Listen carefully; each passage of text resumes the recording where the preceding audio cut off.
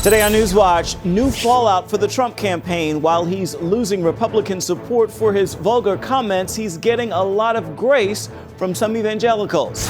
Plus, the Millennials sleeping giant. See who's trying to reach the largest generation on this planet to get maximum impact on the election. And if your health isn't so hot, it may be time to start improving your marriage. Find out why giving your spouse the silent treatment could actually be killing you.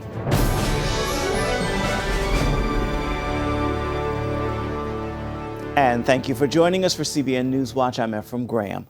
The personal attacks between Hillary Clinton and Donald Trump are not letting up after that secretly recorded Trump audio was released over the weekend.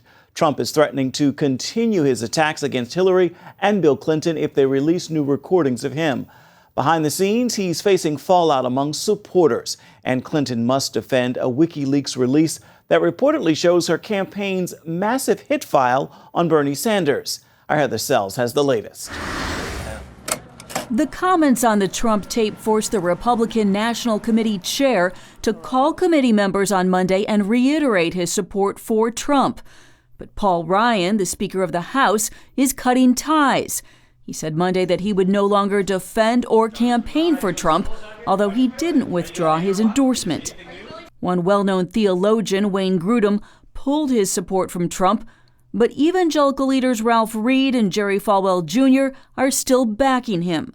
They refuse to defend his remarks, but said his positions on critical issues like abortion Supreme Court nominees make him preferable to Hillary Clinton. On the campaign trail, Clinton is taking full advantage of the fallout. But you know, it wasn't just this one video that was so disturbing, even shocking. We have seen this kind of behavior throughout this entire campaign. Trump's running mate Mike Pence is speaking in Trump's defense. It takes a big man to know when he's wrong and to admit it and to have the humility to apologize and be transparent and be vulnerable with people. Trump, meanwhile, says he'll continue to attack Clinton if any more recordings are released. If they want to release more tapes saying inappropriate things, we'll continue to talk about Bill and Hillary Clinton doing inappropriate things. There are so many of them. Clinton is also working to downplay a new WikiLeaks email release. The 70-page document shows a hits file against Bernie Sanders from last fall, questioning his progressive bona fides. The Clinton campaign is blaming the release on Russian President Vladimir Putin. The tape has apparently hurt Trump in the polls, but there haven't been any polls yet after his strong showing in Sunday night's debate. And with one final debate left, both Trump and Clinton will be working to win over voters while focusing on the key battleground states that will decide the White House in the Electoral College. Heather Sells, CBN News. Donald Trump's running mate Mike Pence explained that his faith helps him to keep standing by Trump. He noted that Trump has apologized, but he also explained it is more than that, saying, quote, "We all fall short of the glory of God. And the other part of my faith is I believe in grace. I've received it. I believe in it. I believe in forgiveness." And Jerry Falwell Jr. explained his continued support, saying, "We're never going to have a perfect candidate until Jesus Christ reigns forever on the throne." Families are still being evacuated after Hurricane Matthew tore through the Carolinas and Georgia, leaving 10 people dead and many homeless. The danger there is still ongoing. 1,500 people had to be rescued Monday in North Carolina when a dam suddenly broke. Governor Pat McCrory addressed the situation.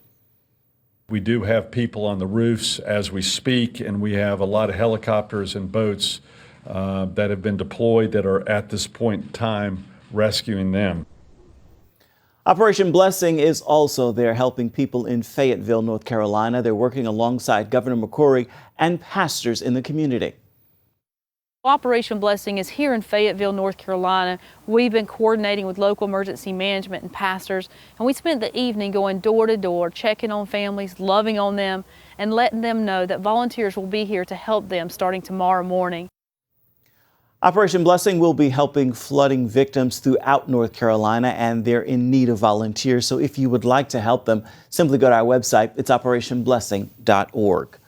The Virginia Department of Veterans Services is under fire for allegedly mishandling records. The state attorney general is launching a criminal investigation, after authorities found dozens of boxes of containing sensitive patient information and former employees' storage unit. The boxes contain several years' worth of claims and medical records of hundreds of veterans. The VA's failure to serve veterans in a timely manner has been an ongoing problem. This past June, authorities discovered more than 24,000 veterans were misdiagnosed due to poor management. In this upcoming election, minority voters may make the difference between victory and defeat. That's why both Hillary Clinton and Donald Trump are wooing blacks and Hispanics. But another group of minority voters feel they're being ignored by the candidates, and their numbers are growing. Mungfai Lee has a report about how Asian Americans could make a difference this year, especially in the swing states. As Donald Trump and Hillary Clinton enter the final stages of their presidential campaigns, there's one voting bloc that's getting little attention. Asian Americans are growing in numbers and influence. Whoever the next U.S. president is important to us, too. We want our voices to be heard. This nation needs the right leader to become better and stronger. In this viral video, a Japanese girl shows how she's decorated her entire bedroom in Trump campaign paraphernalia. Many Asians also are demonstrating their presidential choices on social media platforms, like these Chinese Americans in Los Angeles. They've launched an online campaign supporting Donald Trump. The social media engagement is helping the Asian community understand the candidates' positions on the issues. Well, again, I believe that he has been a very successful businessman. He knows how to make money. He knows how to run a business. And I believe right now, currently, the United States needs somebody who has that kind of experience to lead us. Some Asian voters we talked to believe Hillary Clinton can bring positive change to the nation. I agree more with her policies, domestic and international-wise, versus Donald Trump. In the last 10 years, Asian Americans have increasingly supported more Democratic candidates than Republicans. Asian Americans actively participated in the 2008 U.S. presidential election.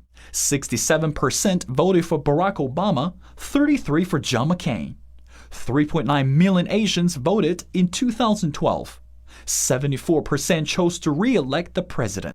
The big question this time, will Hillary Clinton receive the same percentage of support as Obama did 4 years ago? Asian American voters could make a difference in 3 key swing states. In Virginia and Nevada, where the Asian population is as high as 10%, and also in Colorado, where they're as much as 5%. The candidates' discussion of China and trade may lead more Chinese Americans to cast their votes in this election. Beijing economics professor Dr. Lin Hongyu says this election could change the U.S.-China relationship. Regardless of who the next president will be, I hope the new leader will still value the meaningful contribution China brings to the United States, as well as to the global economy. Although it is still early to find out who the next U.S. president will be, Asian voters are confident some of the current candidates could bring healthy change to the nation. And like most Americans, domestic issues may be the primary concern. They want a new president who will not only create more jobs for Americans, but will acknowledge the Asian community's contribution in shaping the nation's future. For CBN News, I'm Mungfei Lee. A new attempt is underway to revise Jewish history. That's what art historian Victoria Coates claims the UN and the Metropolitan Museum of Art in New York City are doing. In an op-ed published in the Wall Street Journal, she calls out a UN resolution and Met art exhibit that denies Israel's exclusive claim to Jerusalem.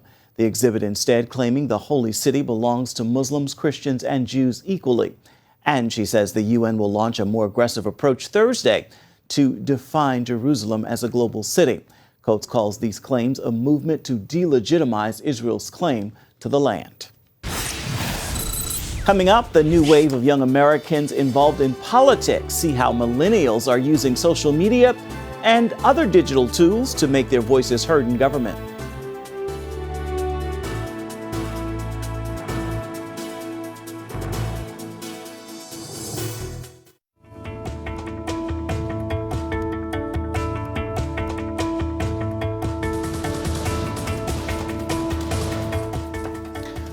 The youth vote isn't known for actually making it to the polls to vote. Is that because of complacency, or could it be millennials don't feel there's anyone running for office who looks like them, sounds like them, or thinks like them?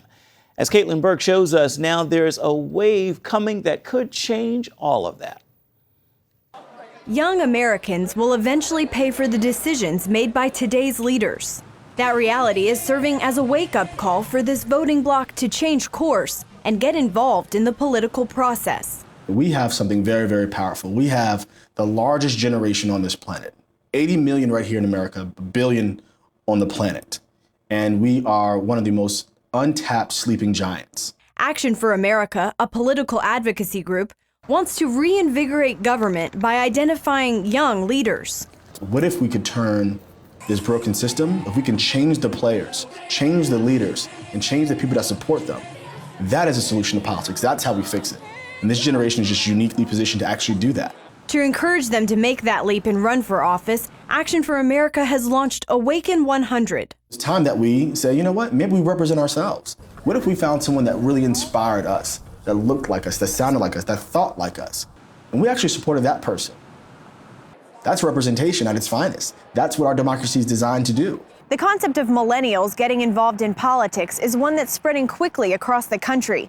Here in Anchorage, Alaska, an economic crisis has caused the upcoming generation to get involved and help reshape the state's future. We had sort of an interesting situation where the people making a lot of the decisions, or that should be making those decisions, aren't going to be the ones most impacted by them. And this is something that really is going to affect people most of our generation. Meet Drew, Ian, and Penny, members of a new volunteer group called Our Alaska. They use social media and other digital tools to teach their generation about balancing the state's budget, creating jobs, and working towards a better financial future.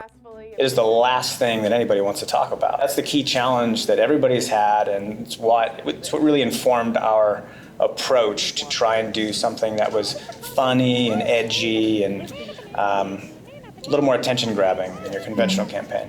Oh my! Oh, everything is not glorious. Oh, this economy is terrible. Oh no! Recession! One benefit of running social media campaigns on platforms like Facebook and Twitter is that you can see in real time how your campaign is doing compared to others. We watched how our campaign would progress against several other campaigns that were being led by nonprofits, business organizations, which had literally hundreds of times the amount of money we had. And in the social media realm, in terms of engagement, we crushed them all. We've seen a really positive response from elected officials as well. The governor has met with our group several times. Folks in his administration, representatives and senators are interested in being involved and hearing what we have to say. Maybe they're intimidated. Maybe they think they should talk to us because otherwise we're going to run for their seats. Jason Gren, an Our Alaska member, is doing just that. At 35 years old, he's running for State House against a much older incumbent. I think young people right now, we have some experience, we have a different background or mindset, and we have a different vision for the future than maybe someone who is in the retirement age, or maybe might move out of Alaska because it's not as an ideal place anymore for them and their lifestyle. But for me, it's I have a family, I have kids. I speak for that voice. I speak for the next 2 years, 5 years, 10 years. We spent a few hours with Gren, who's combining traditional boots-on-the-ground campaigning with a targeted social media strategy. For example, more than 8,000 people viewed a quick Facebook Live video we did with Gren before he started knocking on doors. And this is definitely the not-so-glamorous side of campaigning, right? This is the hard work. This is the time of day. You're done with work, you're hungry, you're tired, you want to be home with your kids, you're resting, doing something, and you have to go walk for 2 hours and talk to people at their house, and hopefully they're nice, and hopefully they open the door and want to have a good conversation with you. Knocking on doors helps Gren meet constituents, while social media allows them to follow along with his campaign. You can kind of, update what you're doing, on a day-to-day basis. You kind of give people that personal insight to what you're doing, but also your views on certain topics. So I can talk to, moms I meet and dads I meet and neighbors, anyone on the street. I can tell them, Go to my Facebook page and you can see what I did yesterday and today. There are plenty of excuses not to get involved with the political process. Busy lives, budding careers, and balancing work with family. Still, Gren and those involved with Our Alaska say they refuse to continue to go unrepresented and unheard. It's that spirit that Action for America hopes to capture and spread in order to change the future. Sometimes we say we need to wait our turn in line. And I think the time for waiting is actually over. It's going to take, again, some real courage and some real bold folks to be the first ones on that line. And of course, you may lose, you may go through the ring of fire, you may get beat up a little bit, but that's what this revolution is going to take. And I think to have the support of millions of people behind you is going to take bold leaders to begin with. And that's what we're looking for. Caitlin Burke, CBN News, Anchorage, Alaska. Up next, your marriage has a direct impact on your health. Find out what you need to know to build a healthy marriage and body at the very same time. Heather Sells brings us this important interview coming up after the break.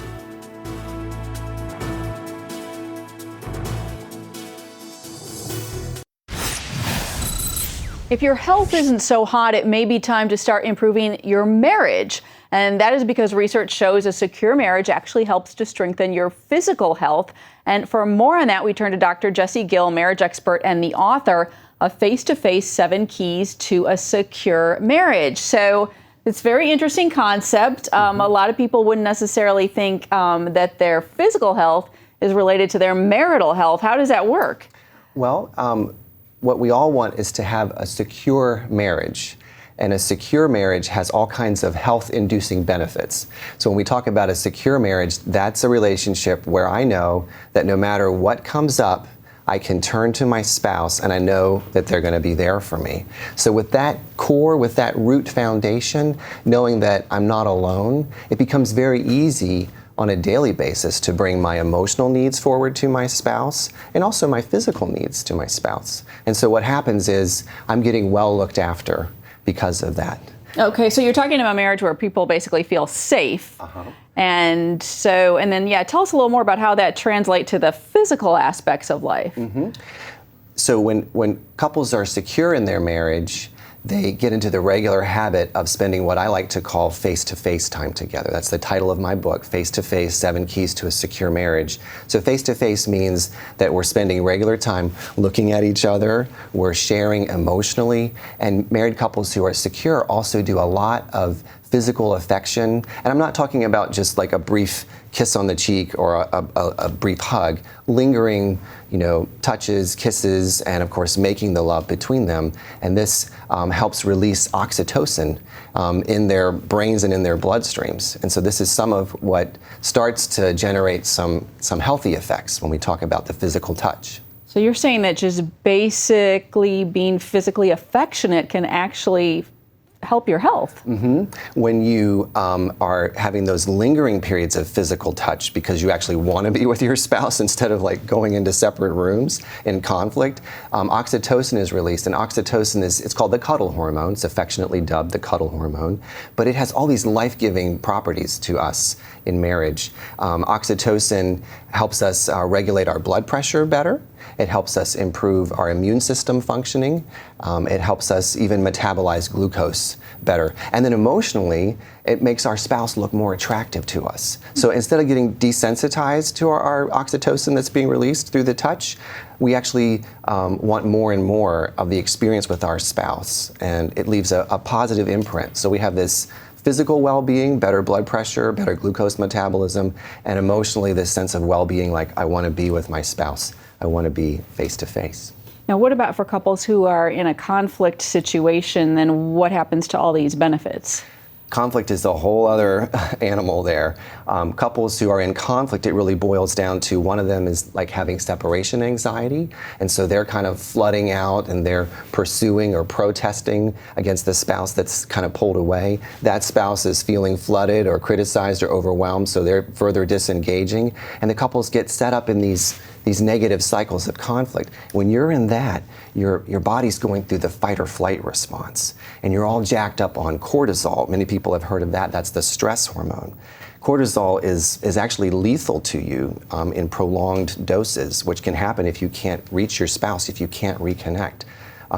Prolonged cortisol jacks up blood pressure, impairs immune system functioning, contributes to inflammation, and it messes with our metabolism of glucose, translating into abdominal fat and, heart problems. So cortisol and negative cycles, this is bad news for couples. So given that we know the basic positive scenario that we're striving for and the bad news, we want to avoid that, what takeaways do you have for couples who want to really increase and really have a secure marriage? Yes. So if you want to have both a secure marriage and better health, I'm encouraging couples to really hone in on building your face-to-face connection. For some couples, that's not too big of a stretch. You're already kind of in the zone. And so I have keys in my book, The 7 Keys to a Secure Marriage, to talk about how to more directly express your needs, how to set up regular habits of face-to-face time together.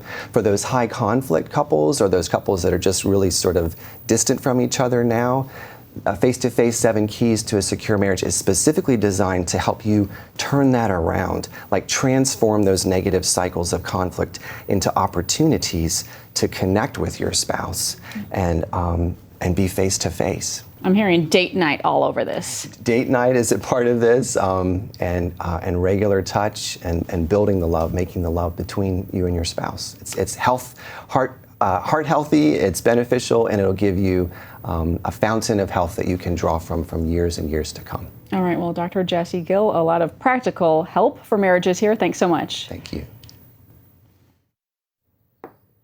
Time now for your Tuesday Tweetable. It is a message first meant to encourage you and then be shared with others in order to uplift them. Consider this, especially as things in your life seem to break or fall apart. God is the ultimate creator and manufacturer of your life, and there is no end to his warranty. You can always return to him for him to repair what's broken, and the best deal is it comes at no additional cost to you. He's already paid the ultimate price. That is going to do it for this edition of CBN NewsWatch. You can find more of our exclusive coverage of the issues you care most about, and you can always find that at cbnnews.com. We'd love to hear what you think about the stories you've seen here today. You can do it on Facebook, Twitter, and Instagram. Hope you join us again right here next time.